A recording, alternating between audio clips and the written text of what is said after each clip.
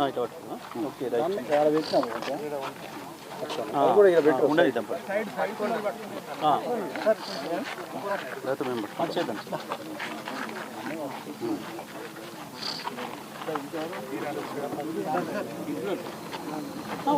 Start చేస్తే మీరు okay అంటే స్టార్ట్ చేసి ఓకేనా ఓకే మీడియా మిత్రులందరూ నమస్కారం. ఇగో ఇది నేను నా చేతిలో పట్టుకున్నది నారు పూసుకోవడానికి రైతు నారుమల్లిలో వేసింది కాదు. ఈ నారు తెలంగాణ ప్రభుత్వం యొక్క గొప్ప పని విధానానికి, నల్గొండ జిల్లా మంత్రుల పని విధానానికి నిదర్శనం ఈ తడిసిన ధాన్యం. ఇది నల్గొండలోని అత్యంత పెద్దదైన, ప్రతి సంవత్సరం ప్రతి పంటకు 2 లక్షలకు 2.5 లక్షల వరకు కొనుగోలు చేయగలిగిన అర్జాలబావి పీపీసీ సెంటర్ ఇది. ఈ సెంటర్లో గత 12 సంవత్సరాల కాలంలో ఎప్పుడు జరగని దారుణం ఇప్పుడు కనబడుతూ ఉంది మన కళ్ళ ముందట. ఈ ప్రభుత్వ నిర్లక్ష్యం వల్ల నెల 15 రోజుల నుండి రైతులు తీసుకొచ్చి కష్టపడి పండించి పోసిన ధాన్య రాసులు మీకు కనబడుతున్నాయి వందలాదిగా. చాలామంది రైతులు చెప్తున్నారు. ఇప్పుడు ఈమె మహిళా రైతు ఈమె చెప్పింది, 15 రోజులైంది తీసుకొచ్చి ఇక్కడ పెట్టి తడిచింది. మధ్యలో నా కొడుకు యాక్సిడెంట్ కూడా అయింది, ఇక్కడికి వస్తుంటే నేను కొన్ని రోజులు హాస్పిటల్ కూడా వెళ్ళాల్సి వచ్చింది అని చెప్పి మీరు విన్నారు అందరు కూడా. సో అట్లా ప్రతి రైతు ఎక్కడికి వెళ్ళినా దాదాపుగా ప్రతి ధాన్యపు రాశిలో అంచెంబడి మొత్తం కూడా ఇదే పరిస్థితి.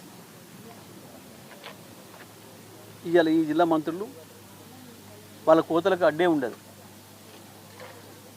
గాలి మనుషులైన గాలి మోటార్లు ఎదుగుతున్నారు, గాలి మనుషులైన తప్ప రైతాంగం కూడా వాళ్ళని మర్చిపోయే పరిస్థితి వచ్చింది. మీ ఎమ్మెల్యే ఎవరు అని అంటే ఇంకా భూపారెడ్డిని చూసి ఈయన అనుకునే పరిస్థితికి వచ్చింది రైతాంగం.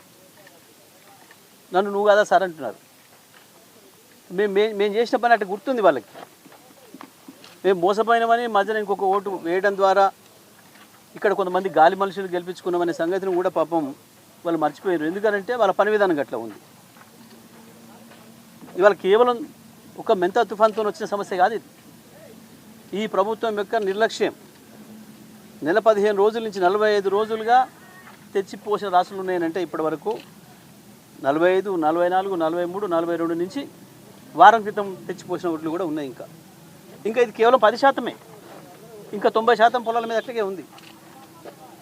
ఇప్పుడే ఇట్లా ఉంది. ప్రారంభంలోనే తక్కువ వచ్చినప్పుడే కొనే పరిస్థితి లేదు. ఇంకా రేపు పూర్తి స్థాయిలో ధాన్యం వస్తే రైతుల పరిస్థితి ఏందనేది ఊహించుకోవడానికే భయం కలిగే పరిస్థితిలో ఉంది ఈ ప్రభుత్వం యొక్క పని విధానం. మేము డిమాండ్ చేస్తున్నాం బీఆర్ఎస్ పార్టీ తరఫున. ఇవాళ ఇది ఒక్కటే కాదు, పత్తి రైతుల బాధ చూస్తే ఇంకా దారుణంగా ఉంది. ఎరువులప్పుడు ఎరువులు ఇయ్యక ద్రోహం చేసిండ్రు. వాస్తవానికి ఈ పంట రావాల్సిన దానికంటే సగమే వచ్చింది. ఎరువులు ఇవ్వకపోవడం వల్ల, సమయానికి ఎరువులు ఇవ్వకపోవడం వల్ల పంట దిగుబడి తగ్గింది, పత్తి దిగుబడి తగ్గింది, వరి ధాన్యం దిగుబడి కూడా తగ్గింది. ఆ తర్వాత వచ్చిన పంట పరిస్థితి కూడా ఈ రకంగా ఉంది. పత్తి రైతుల పరిస్థితి మరీ దయనీయంగా ఉంది. వాస్తవమే నిబంధనలు కొత్తగా రాలే. ఇవ్వాల గత 10 సంవత్సరాల క్రితం 12 సంవత్సరాల క్రితం ఏం నిబంధనలు ఉన్నాయో మాయిశ్చర్ విషయంలో వరి ధాన్యానికి కావచ్చు, పత్తికి కావచ్చు, అవే నిబంధనలు ఇవాళ కూడా ఉన్నాయి. మరి ఆనాడు నిబంధనలు ఉన్నాయి, ఎట్లా కొనిపించినాం మేము? ఇవాళ మీరు ఎందుకు కొనిపించలేకపోతున్నారు? ఒకటే కారణం, వీళ్ళు మిల్లర్ల దగ్గర, దళారీల దగ్గర డబ్బులు వసూలు చేశారు కోట్లాదిగా. రైతుల్ని గొర్రెని కసాయి కప్పచెప్పినట్టు రైతులు తీసుకుపోయి వాళ్ళకి కప్పచెప్పారు.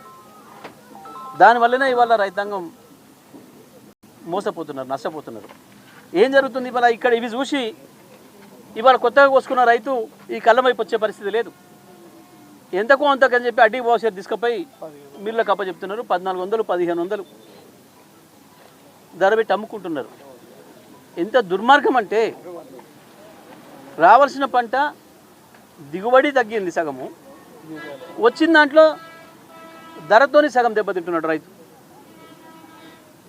కేసీఆర్ ఉన్ననాడు ఎకరానికి 50,000 రూపాయలు దిగుబడి పొందితే రైతు వాళ్ళ ఎకరానికి 25,000 కూడా సంపాదించే లేడు.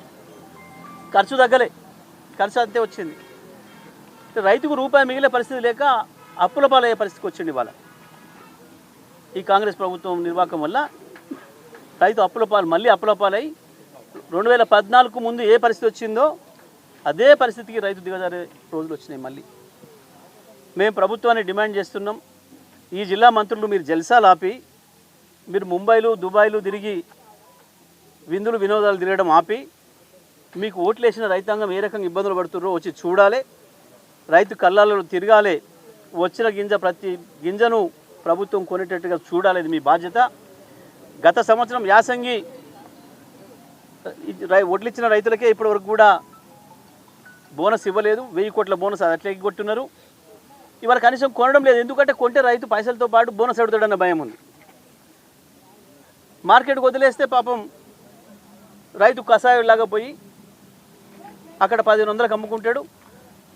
అందులో ఆయన మిగిలిన దాంట్లో కమిషన్ ఎంత మంత్రికి వస్తుంది, ఈ జిల్లా మంత్రికి వస్తుంది. వచ్చిన దగ్గర నుంచి 2 చేతుల సంపాదించడము, రైతాంగాన్ని మోసం చేయడము, మిల్లర్ల దగ్గర లేదా దళారీల దగ్గర లంచాలు దొబ్బడము, కమిషన్లు దొబ్బడమే ఈ జిల్లా మంత్రి పనిగా పెట్టుకున్నాడు. మరి సివిల్ సప్లైస్ మంత్రి కూడా ఈ జిల్లా నుంచే ఉన్నాడు, ఉమ్మడి నల్గొండ జిల్లా నుంచే.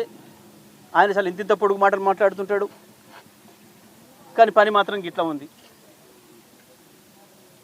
మేము డిమాండ్ చేస్తూ ఉన్నాం, తుఫానుకు సంబంధించి ఉన్న పొలాల మీద నష్టపోయిన రైతాంగం, అది పత్తి కావచ్చు, మిర్చి కావచ్చు, వరి ధాన్యం కావచ్చు, ఏదైనా కావచ్చు, దానికి సంబంధించి ప్రభుత్వం ఏ రకంగా సహాయం చేస్తుందనేది ప్రకటించాలి. పండిన ధాన్యాన్ని, పత్తిని, వరి ధాన్యాన్ని వెంటనే కొనుగోలు చేయడానికి తడిసినప్పటికి కూడా కొన్ని నిబంధనలను పక్కన పెట్టించైనా సరే అధికారులను ఒప్పించి కొనుగోలు చేయడానికి ప్రభుత్వం వెంటనే చర్యలు తీసుకోవాలి. నల్గొండ జిల్లా మంత్రులు ఇద్దరు కూడా స్వయంగా కళ్ళాలకు వెళ్ళి కొనిపించాలి, రైతాంగానికి ధైర్యం ఇవ్వాలని చెప్పి మేము డిమాండ్ చేస్తూ ఉన్నాం.